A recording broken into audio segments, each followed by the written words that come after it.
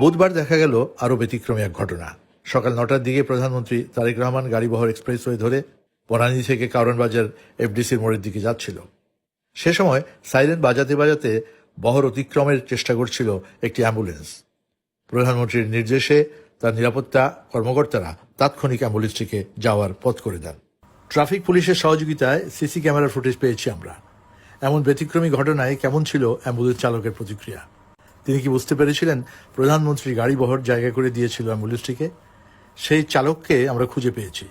কিশোরগঞ্জের বাজিতপুর থেকে তিনি কথা বলেছেন চ্যানেল আইয়ের সঙ্গে। আমার নাম জাকির। আমি বাগলপুর থেকে বাজিতপুর থেকে ঢাকা মেডিকেলে রুগী নিয়ে দিয়ে আসছি আর কি।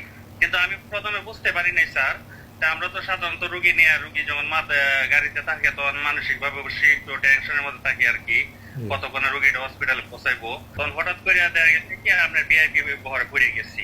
পড়ে যাওয়ার পরে আমার সাইড দিয়ে দিয়েছে, আমি চলে গেছি। মানে আমাদের প্রাণপ্রিয় প্রধানমন্ত্রী এত অমায়িক, ভাষা প্রকাশ করার মতন না। অনেক অনেক ধন্যবাদ জানাই।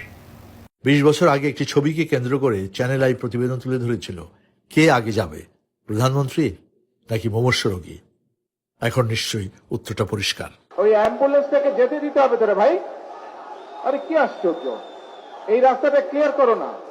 শাইখ সিরাজ, চ্যানেল আই।